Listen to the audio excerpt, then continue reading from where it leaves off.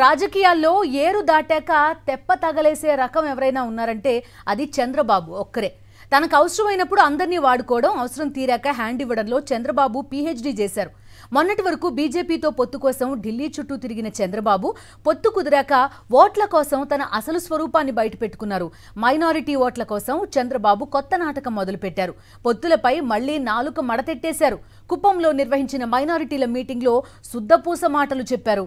తనకసలు బీజేపీతో పొత్తు పెట్టుకోవడం ఇష్టం లేనట్టు, వాళ్లే వచ్చి పొత్తు బేరసారాలు పెట్టుకున్నట్టు చంద్రబాబు ఇచ్చిన కలరింగ్ చూసి సొంత పార్టీ నేతలే ముక్కును వేలేసుకున్నారు. మైనారిటీల సమావేశంలో చంద్రబాబు ఎలా నాలుక మడతేశారో చూద్దాం. నాకు కూడా కేంద్ర ప్రభుత్వం అవసరం కాబట్టి మనమే వెళ్ళలేదు, వాళ్లే వచ్చినప్పుడు నేను ఈ పొత్తు పెట్టుకున్నాను తప్ప ఇంకొక విషయం కాదని మీ అందరికీ విజ్ఞప్తి చేస్తున్నాను. నాకు కూడా కేంద్ర ప్రభుత్వం అవసరం కాబట్టి మనమే వెళ్ళలేదు, వాళ్లే వచ్చినప్పుడు నేను ఈ పొత్తు పెట్టుకున్నాను తప్ప ఇంకొక విషయం కాదని మీ అందరికీ విజ్ఞప్తి చేస్తున్నాను. నాకు కూడా కేంద్ర ప్రభుత్వం అవసరం కాబట్టి మనమే వెళ్ళలేదు, వాళ్లే వచ్చినప్పుడు నేను ఈ పొత్తు పెట్టుకున్నాను తప్ప ఇంకొక విషయం కాదని మీ అందరికీ విజ్ఞప్తి చేస్తున్నాను. నాకు కూడా కేంద్ర ప్రభుత్వం విన్నర్గా చంద్రబాబు నాయుడు సుద్దపూస మాటల్ని. మనమై వెళ్లలేదు, వాళ్లే వచ్చారట. ఈ రేంజ్లో నాలుక మడతెట్టడంలో చంద్రబాబు ముందు అందరూ దిగదుడిపే. టీడీపీతో పొత్తు కావాలని బీజేపీ వెంపర్లాడినట్టు కుప్పం మైనారిటీల మీటింగ్లో బాబు బాగానే కలరింగించుకున్నారు. పొత్తుపై తనకు ఆసక్తి లేదని కల్లబొల్లి కబుర్లతో మరోసారి తన మాయాజాలం ప్రదర్శించారు. చంద్రబాబు వ్యాఖ్యలపై బీజేపీ నేతలు తీవ్ర ఆగ్రహం వ్యక్తం చేస్తున్నారు.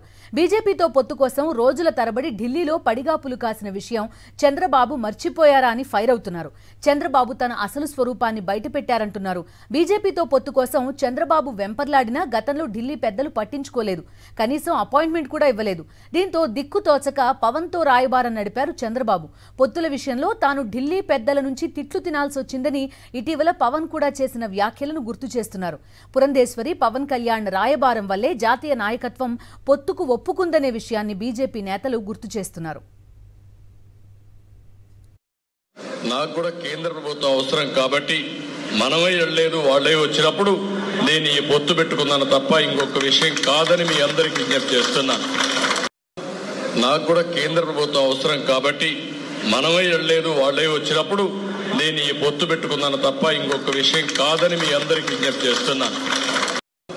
నాకు కూడా కేంద్ర ప్రభుత్వం అవసరం కాబట్టి మనమే వెళ్ళలేదు, వాళ్లే వచ్చినప్పుడు నేను ఈ పొత్తు పెట్టుకున్నాను తప్ప ఇంకొక విషయం కాదని మీ అందరికీ విజ్ఞప్తి చేస్తున్నాను.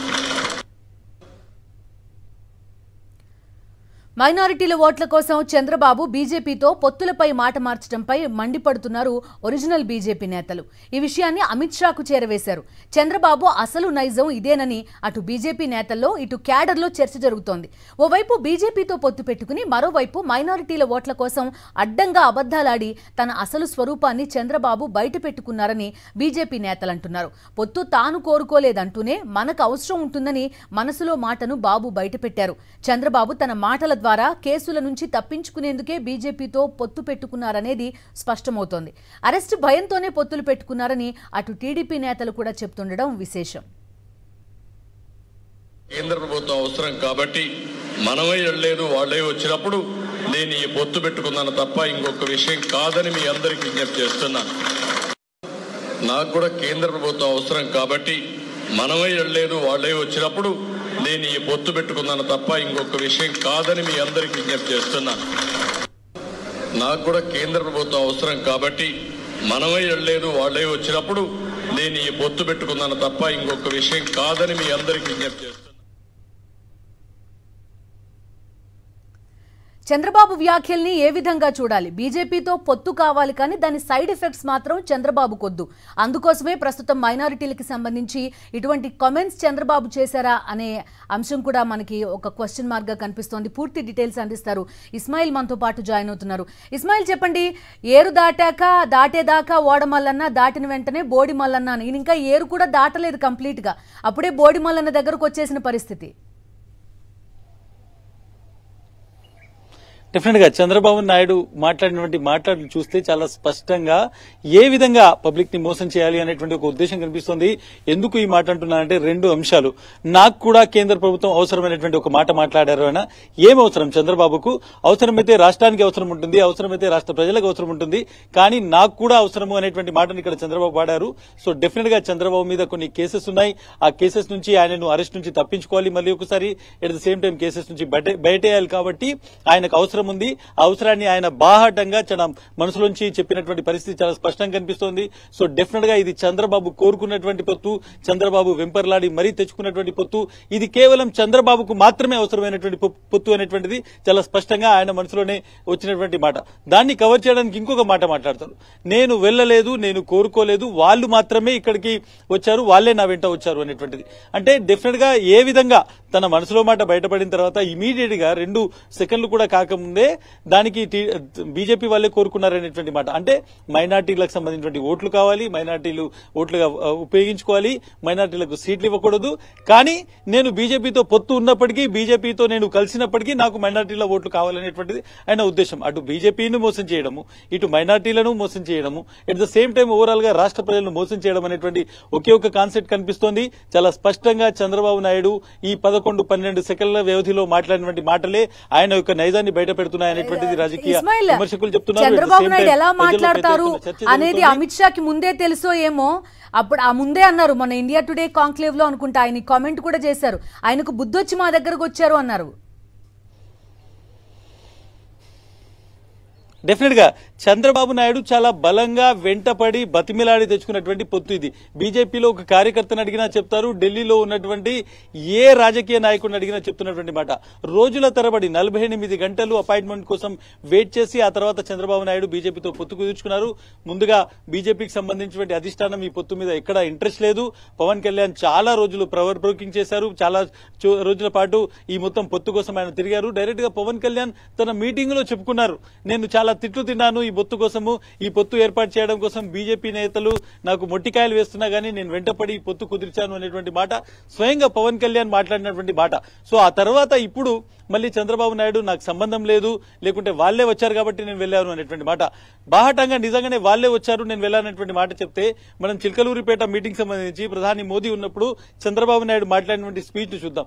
చంద్రబాబు నాయుడు ఏ విధంగా బతిమలాడుకున్నారో, ఏ విధంగా వెంటపడ్డారో ఆ చంద్రబాబు నాయుడు స్పీచ్ చూసినా చాలా స్పష్టంగా అర్థమవుతుంది. ఇక ఈ రోజు పూర్తిగా మాట మార్చడం అంటే కేవలం మైనారిటీలను మరొకసారి మోసం చేయడం అనేటువంటిది ఆయన ఉద్దేశము. పూర్తిగా తన అవసరం కొద్దీ తెచ్చుకున్నటువంటి పొత్తును నాకు అవసరం లేదు, బీజేపీ వాళ్ళే వెంటపడ్డారు, వాళ్ళే కోరుకున్నారు కాబట్టి నేను వద్దనలేదు అనేటువంటి మాటను మైనార్టీలోకి తీసుకెళ్లడము, మైనార్టీలకు మరొకసారి మోసం చేసేటువంటి ప్రయత్నం. టైమింగ్ కూడా మనం చూడొచ్చు, రాయలసీమలో ఉన్నప్పుడు ఆయన కామెంట్ చేశారు. సో డెఫినెట్ గా చిలకలూరుపేటలో ఒక విధంగా మోడీని పొగడతారు, రాయలసీమలో ఎక్కడైతే కుప్పం లాంటి చోట, చిత్తూరు ఇట్లాంటి జిల్లాలో ఎక్కడ ఎక్కువైతే ముస్లింస్ ఉన్నారో అక్కడికి వచ్చిన తర్వాత అసలు ఈ పొత్తు నేను కోరుకోలేదు అనేటువంటి చెప్పే మాట.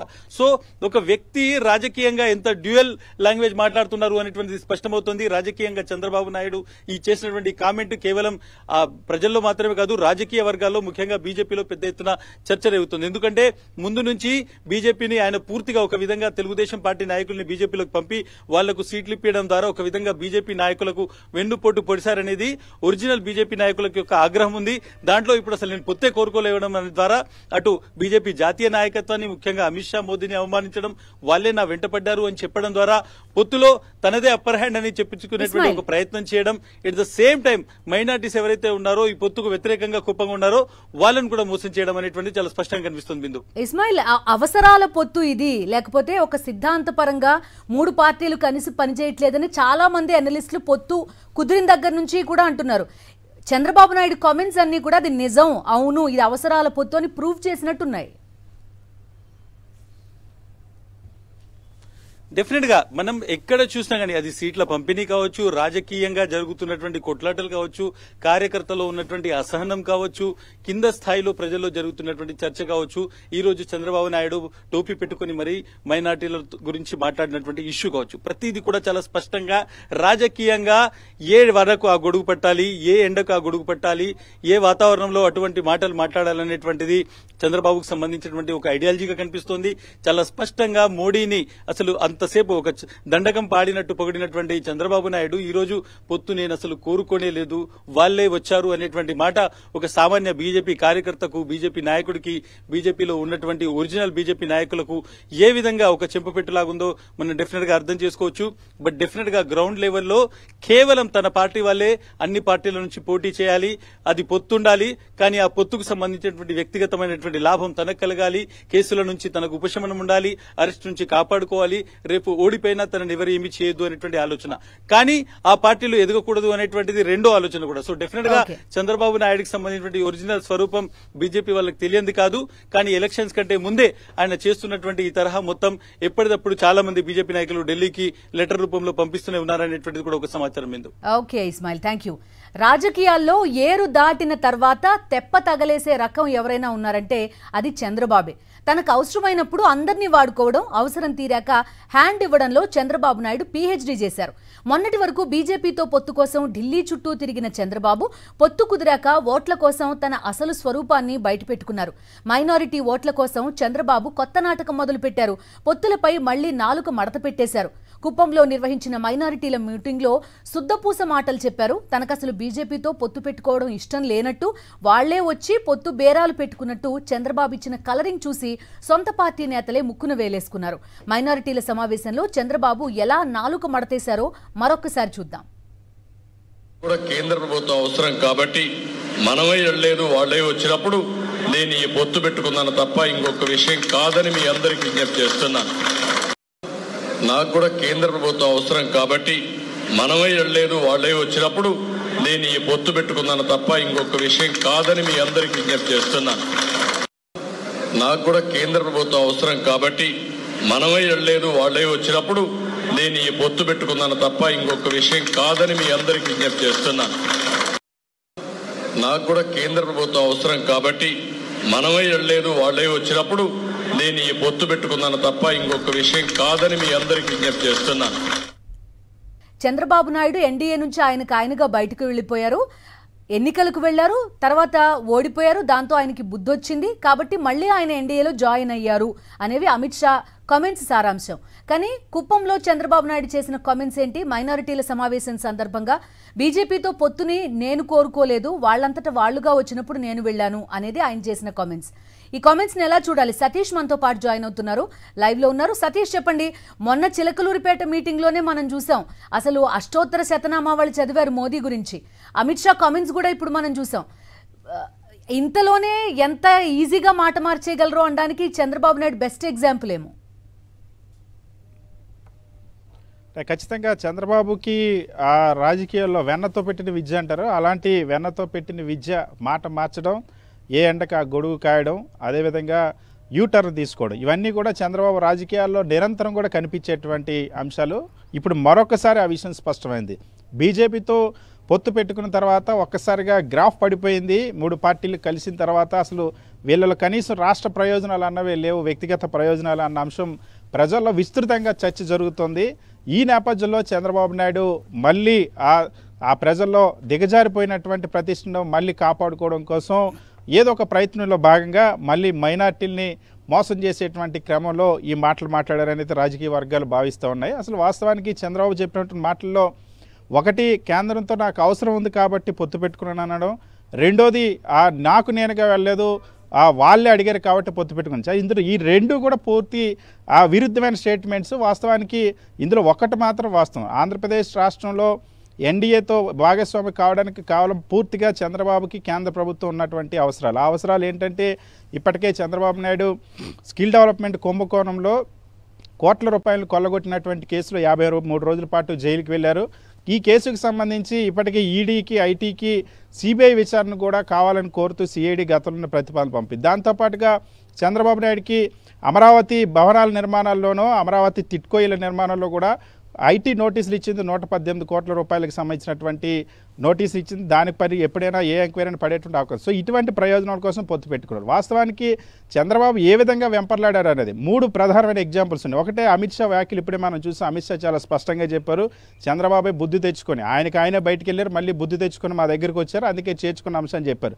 రెండోది, స్వయంగా పవన్ కళ్యాణ్ కూడా, నేను చంద్రబాబుకి బీజేపీ మధ్యవర్తిగా వ్యవహరించాను, బీజేపీతో ఒప్పించడానికి నేను చీవాట్లు కాశాను, నేను తిట్లు కాశాను, నేను మాటలు పడ్డాను చంద్రబాబు కోసం, తెలుగుదేశం పార్టీ కోసం అన్న అంశాన్ని స్వయంగా ఎవరైతే చంద్రబాబు తెలియజేస్తున్నటువంటి పవన్ కళ్యాణ్ కూడా చెప్పినటువంటి పరిస్థితి. అంతేకాకుండా చంద్రబాబు జైలుకి వెళ్ళేటప్పుడు ఎన్ని రోజుల పాటు ఢిల్లీలో పడిగాపులు కాసి అమిత్ షా అపాయింట్మెంట్ కోసం నారా లోకేష్ ప్రయత్నించారో, అమిత్ షాకి రిప్రజెంటేషన్ ఇవ్వడం కోసం భువనేశ్వర్ ద్వారా ఏ విధంగా ప్రయత్నాలు చేశారో ఆ అంశం స్పష్టమైంది. సో చాలా స్పష్టంగా ప్రతి సందర్భంలో కూడా తెలుగుదేశం పార్టీ ఎలాగైనా సరే బీజేపీతో పొత్తు పెట్టుకోవాలన్న అంశానికి, బీజేపీతో పొత్తు పెట్టుకోవడానికి చేసినటువంటి ప్రయత్నాలు బహిరంగంగా అందరికీ తెలుసు. కానీ ఇప్పుడు ఎప్పుడైతే ప్రజల్లో ఈ పొత్తు వికటించడం అనేది ఒకవైపు సీట్ల కేటాయింపు కానీ ఇంకొక వైపు ప్రజల్లో కానీ రాష్ట్రం కోసం ఏ అంశం ప్రాతిపదిక లేకుండా పొత్తు కూర్చుని వికటించేసరికి చంద్రబాబు ఈ విధంగా మాట మారుస్తున్నారు, ప్రజలు మభ్యపెట్టడానికి మరొక యూటర్న్ తీసుకున్నారన్న అభిప్రాయం అయితే సర్వత్రా వ్యక్తం అవుతుంది.